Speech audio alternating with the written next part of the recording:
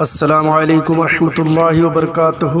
مرشدین اکرام، بزرگان دین، عزیز نوجوانوں، عفت مآب پردہ نشین خواتین اور پیارے بچوں، بندہ خیر، آج کی اس خصوصی مجالسوں میں ایک واقعہ بیان کرنے کی کوشش کرے گا۔ اللہ تبارک و تعالیٰ ان بزرگوں کے صدقے سے حق گوئی اور ثابت قدمی اور خلوص عمل کرنے کے اللہ ہمیں اور آپ کو توفیق عطا فرمائے۔ ایک مرتبہ ایک مقام پر ایک بوڑھیا، ایک ضعیف عورت حضرت صدیق ولایت رضی اللہ تعالیٰ عنہ کی خدمت میں آئی اور عرض کیا کہ اس کا لڑکا کئی برس سے گم ہو گیا ہے، پریشان حال تھی، غم زدہ تھی، تکلیف کی ماری تھی، بے سہارا ہو چکی تھی، کیونکہ اس کا لڑکا کئی برسوں سے گم ہو گیا تھا۔ صدیق ولایت کے دربار مآب میں پہنچی اور عرض کیا کہ یا سرکار، آپ دعا فرمائیے کہ وہ جلد مجھ سے آ ملے، اس کے بغیر زندگی اپائج اور ادھوری ہے، وہ میرا چشم و چراغ ہے، وہ میری بینائی ہے۔ حضرت بندگی میاں صدیق ولایت رضی اللہ تعالیٰ عنہ نے اپنے دائرے کے فقیر ابراہیم رحمۃ اللہ علیہ کی طرف اشارہ کرتے ہوئے بوڑھی عورت سے ارشاد فرمایا، اس فقیر ابراہیم کے پاس جا اور اپنا حال سنا۔ بس وہ عورت گئی اور اپنے حال زار کہہ سنایا۔ فقیر ابراہیم علیہ رحمہ نے کہا، جب خزانے کے مالک نے حکم دے دیا ہے تو گونجی والے، کیلی رکھنے والے اس میں بخالت کیسے کرے گا؟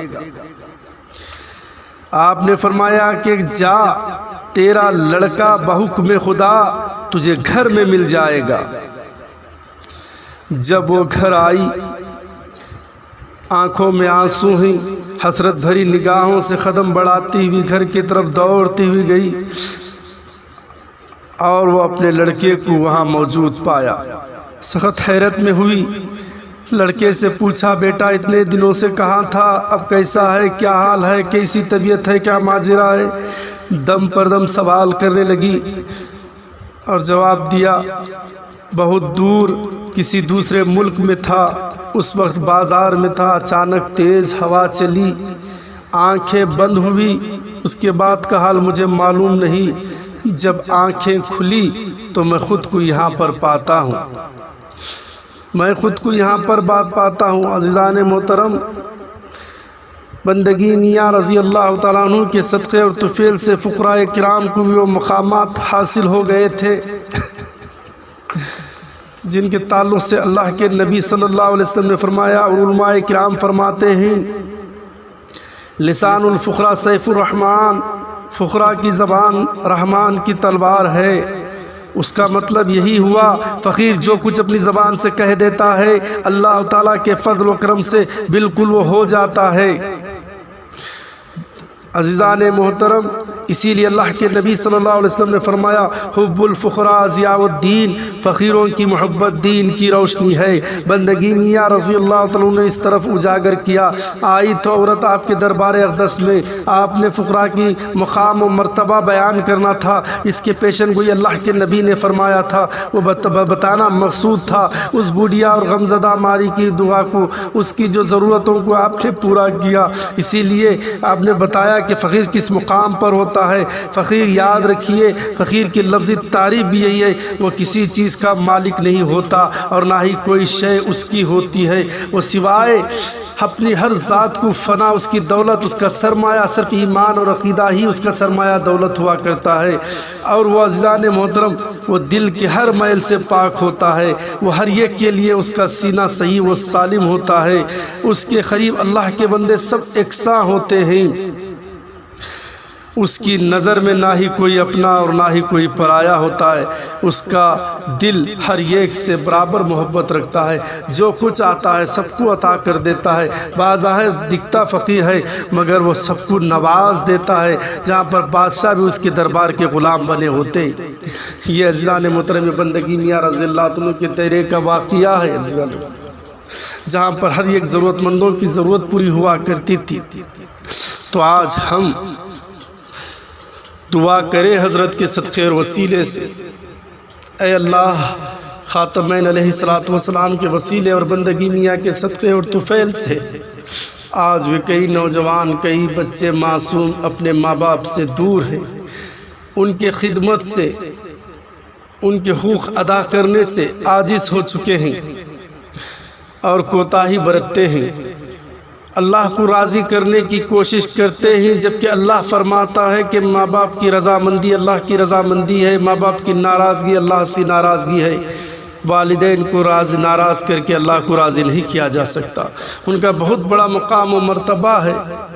جو بچے ان کی خدمت سے نابلد ہیں، ان کے مقام و مرتبے سے نابلد ہیں، اے اللہ بندگی میاں کے صدقے سے ان اولاد کو بھی ان ماں باپ سے ملایا جائے، تاکہ وہ ان کے مقام، ان کی عظمت کو سمجھے، ان کی محبت شرط ایمان میں سے ہے، ان کی رضامندی۔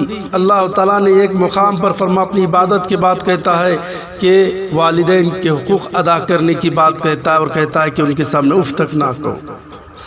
ایک ظاہری اعتبار سے یہ بات ہوئی، اے اللہ کہ ان کو بھی ان کے قریب کر دے، خدمت کے اعتبار سے، ہر اعتبار سے۔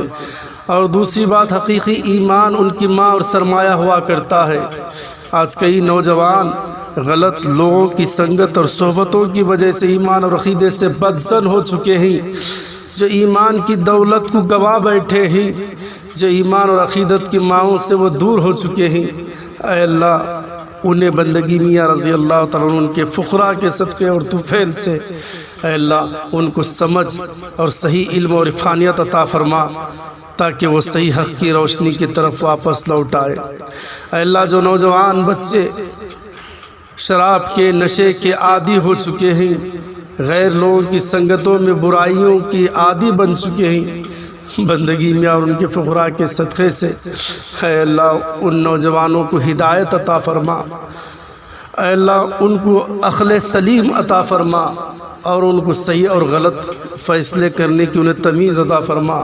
ان برائیوں سے، ان برے سنگتوں سے اے اللہ ہمارے دائرے کے ان تمام نوجوان معصوم بچوں پر اے اللہ تو حفاظت فرما، ان تمام کو ان سے محفوظ رکھ، اور بندگی میاں اور ان کے فقراء کے صدقے اور طفیل سے اے اللہ جو بھی زمینی اور آسمانی بلاؤں سے محفوظ فرما، اور ہم تمام کو عقائد پر ثابت قدم رہنے کی اللہ توفیق عطا فرما، اور دین اور عقائد کو نرمی اور محبت سے پیش کرنے کی اور عمل کے ذریعے سے پیش کرنے کی ہمیں توفیق عطا فرما۔ وآخر دعوانا الحمدللہ رب العالمین۔